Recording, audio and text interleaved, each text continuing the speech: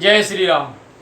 मैं मुकेश दुबे आप सभी को नमस्कार करता हूं। जैसे कि आप सभी को विदित है, बालकांड रावण का पाठ चल रहा है और इसमें आपने पिछले भाग में सुना था रावण के अत्याचार, इसका पहला भाग।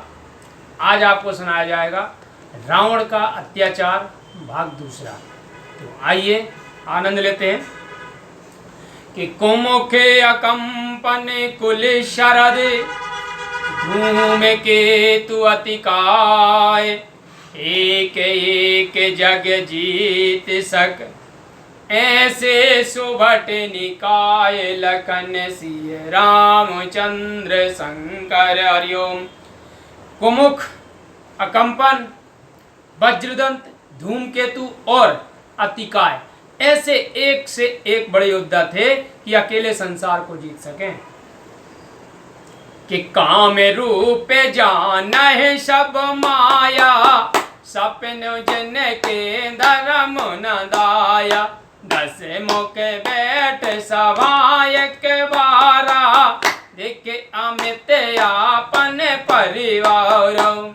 वे सभी कामरूप मायावी थे जिनके हृदय में स्वप्न में भी दया ममता का आभास नहीं था। एक समय रावण अपनी सभा में बैठा था तो उसने अपने असंख्य परिवार को देखा कि सुत समूह जन परिजन नाती गण को पार निशाचर जाति सैन बिलोक सहज अभिमानी बोला बचन क्रोध मद सानी।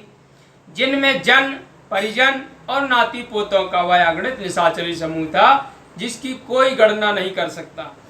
ऐसी सेना को देखकर स्वाभाविक अभिमानी रावण क्रोध और अहंकार युक्त वाणी में बोला कि सुना हो सकल रजनी चर जूता हमरे बेरी बेबद वरूता के सन्मुख नहीं कराए लड़ाई देख सबल रिपुजाए पराई।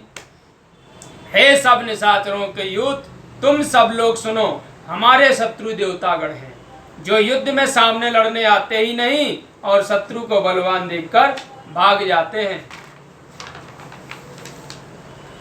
कितने कर मरन एक विद्य होई कहाँ बुझाए सुना हो अब सोई विजय भोजन मख होम सराधा सबके जाए कराओ तुम वादो।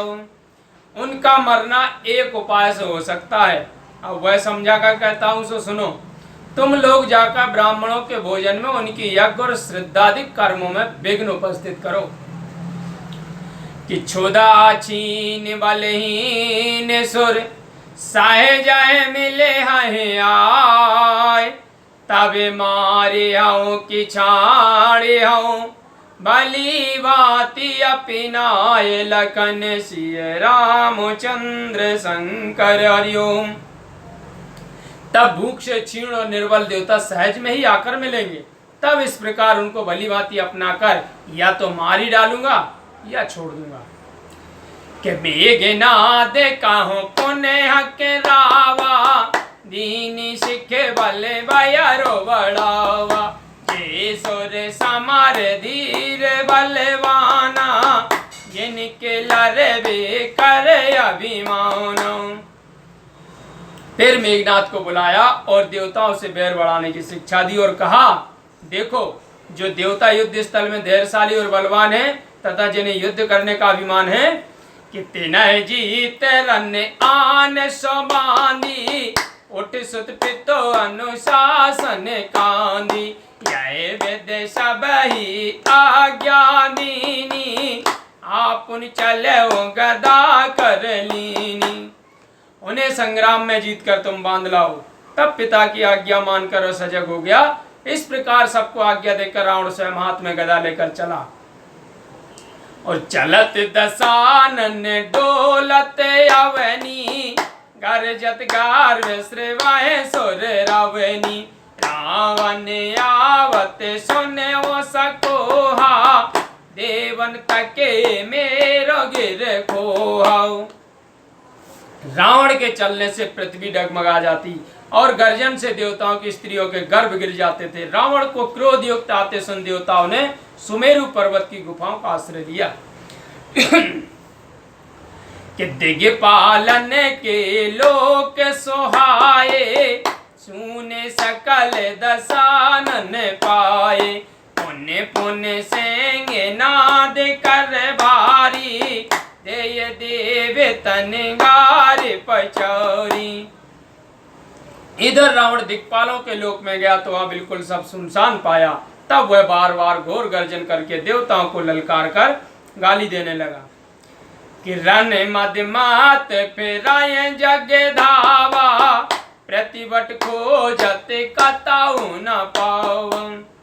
रावण युद्ध के लिए मदान धो संसार में दौड़ने लगा, किंतु उसे कोई अपने समान योद्धा न मिला।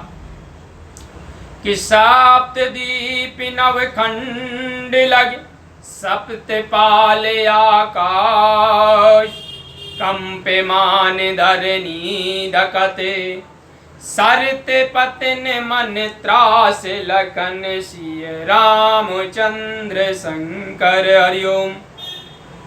सात द्वीप, नौ खंड, आकाश, सातों पाताल, पृथ्वी सब कांपने लगी और वरुणादिक घबरा गए कि नारद मिले काहे से मुस्काई, देवी कहाँ मुनि देव बताई। नारद जी कहीं मार्ग में रावण को मिले, उनसे हंसकर पूछने लगा, हे मुनि देवता कहाँ है बताओ तो। कि सुनत अनक नारद न भावा, श्वेत दीप ते ही तुरत पटावा, सागर उतर पार सो गयऊ, नारे वृंद तहें देखत भयऊ। यह बात सुनकर नारद जी को अच्छी नहीं लगी और क्रोधित होकर रावण को तुरंत श्वेत द्वीप में भेज दिया। समुद्र उतर कर वह पार हुआ और वहां बहुत सी स्त्रियों को देखा कि तेने सन कहा पतन पह जाहु, कहो कि आओ निशाचर नाहु, तबे में तेनाए जीत संग्रामा, ले जाओ तुम कौन जदाऊमा। उन स्त्रियों से कहा तुम अपने पतियों के पास जाओ और कहो कि राक्षसों का राजा आया है, तब मैं उनको संग्राम में जीतकर तुमको अपने स्थान में ले जाऊंगा। कि सुनत बचन एक जठर रसानी, दाए चरण गए गगन उड़ानी, गई दूर धर धर झक जोरा, डारा सिंधु मध्य अति जोरा। यह सुनकर एक बूढ़ी स्त्री ने क्रोध किया और झपट कर रावण का चरण पकड़ आकाश को उड़ गई, दूर ले गई और पकड़ पकड़ कर अधिक झटके दिए, फिर बड़े जोर से समुद्र में डाल दिया। कि गयो पताल अचेत हो, मरे न बेप्र प्रसाद, सावधान उठ गर्ज पुन, हिये न हर्ष विषाद, लखन सिय रामचंद्र शंकर हरिओम। अचेत होकर पाताल को चला गया, परंतु ब्राह्मणों के वर से मरा नहीं और सावधान उठकर गर्जन किया। उसके मन में दुख और प्रसन्नता कुछ भी नहीं थी। बोलो सियावर रामचंद्र की जय।